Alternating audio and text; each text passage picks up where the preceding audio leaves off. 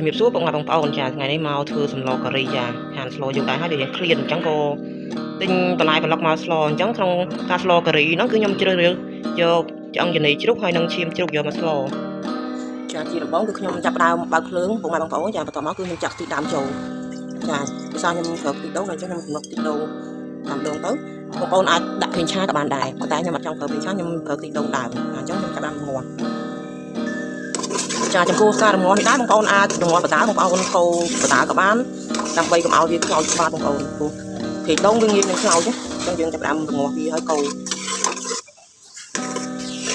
ចាឥឡូវឃើញថាភេកដូងកូរចាប់ដើមឡើងព្រីងហើយខ្ញុំក៏ចាក់ដាក់ម្ទេសចាដាក់ម្ទេសដើម្បីឲ្យវាក្រហមអញ្ចឹងដាក់ជាមួយព្រីងជាមួយភេកដូងបងប្អូនអញ្ចឹងមកតែបងប្អូនដាក់ម្ទេសមុនអញ្ចឹងដើម្បីជាមួយពណ៌ឲ្យវាក្រហមល្អបាទបងប្អូនដាក់តាមក្រោយវាអត់ពេញពណ៌ល្អទេបងប្អូនធ្វើបែបនេះគឺធ្វើឲ្យសម្លយើងមានពណ៌ល្អចាំបាច់ចាំដាក់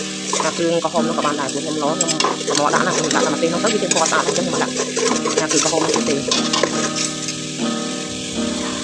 ចាបន្ទាប់ពីដាក់កូរហើយគឺខ្ញុំចាប់តាមដាក់ប្រហុកចូលដាក់ចូលហើយយើងចាប់តាមកូរបងប្អូនកូរឲ្យវាស្របជាមួយនឹងម្ទេសនិងខ្ទិះដូងនោះ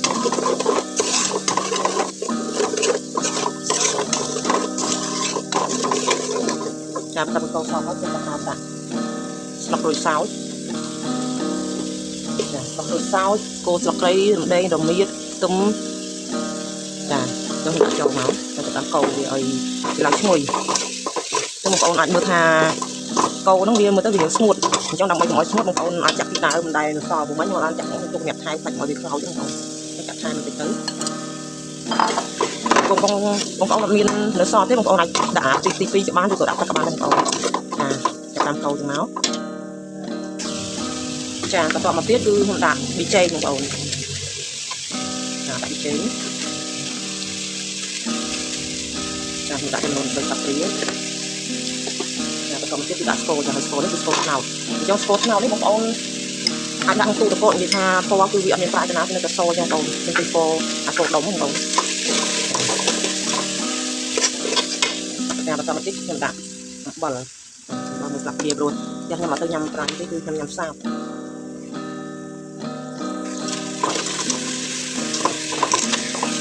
ចាបន្ទាប់ពីដាក់អំបិលបញ្ចេញស្ករហើយគឺខ្ញុំដាក់សាបបងប្អូនខ្ញុំដាក់សាបឲ្យឆ្អឹងមួយជួប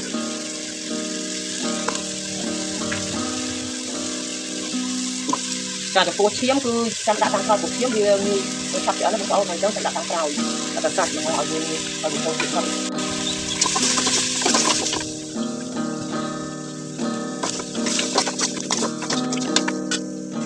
ចាបន្ទាប់ពីកូរឲ្យហើយគឺខ្ញុំចាប់ដើមគ្របទុកឲ្យវាចូលសាច់ចូលជាតិជាមួយគ្រឿងសិនចាឥឡូវឃើញថាសាច់យើងចាប់ដើមពុះហើយចឹងចាប់ដើមកូរវាត្រឡប់វាទៅបងប្អូន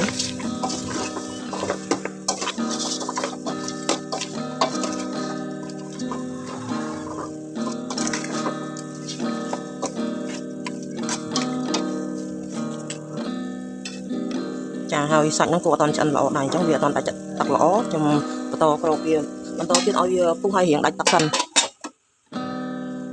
ចាឥឡូវនេះសាច់យើងចាប់ដើមដាច់ទឹកហើយអញ្ចឹងខ្ញុំចាប់ដើមដាក់បន្លែដែរយូរមួយដាក់ងាស់មួយសាច់ហ្នឹងចឹងចា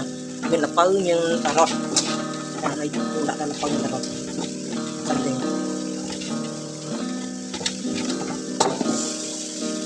ចាបន្លែបងប្អូននៅមុខតិចនឹងពេញឆ្នាំងចាហើយខ្ញុំចាប់ដើមកូរទៅ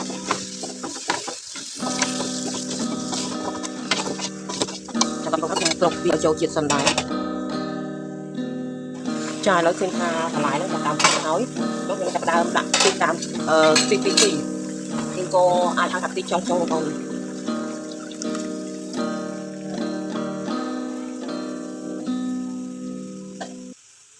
អញ្ចឹងខ្ញុំដាក់វាយើងស្ទើរអញ្ចឹងខ្ញុំថែមទឹកធម្មតាចូលថែមទឹកជាចូលហើយ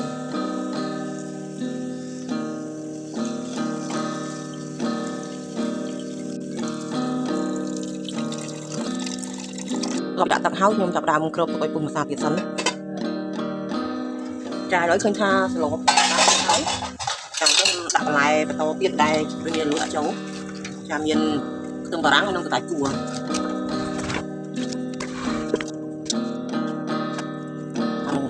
គេគឺឈាមជ្រូកតែម្ដងចំពោះឈាមជ្រូកបងប្អូនដែលចូលចិត្តបងប្អូនដាក់ទៅបើមិនចូលចិត្តមិនបាច់ដាក់ក៏បានដែរបងប្អូន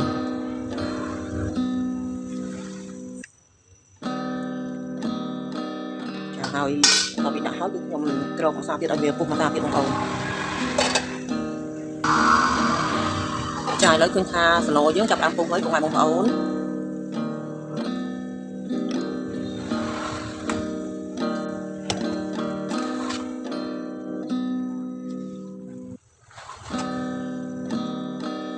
ហើយ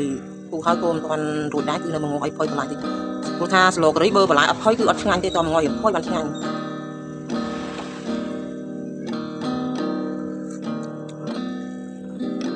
ចាឥឡូវបន្លាយចាប់ដើមផុយហើយពួកមើលសាប់ប្រៃផ្អែមល្មមតាមចំណូលចិត្តបងប្អូនទៅបានហើយចាហើយចំពោះខ្ញុំគឺល្មមហើយចាអញ្ចឹងស្លខ្ញុំគឺបានឆ្អិនរួចរាល់ហើយបងប្អូនមករៀបបោយខ្ញុំចាប់យកទៅតាមហើយ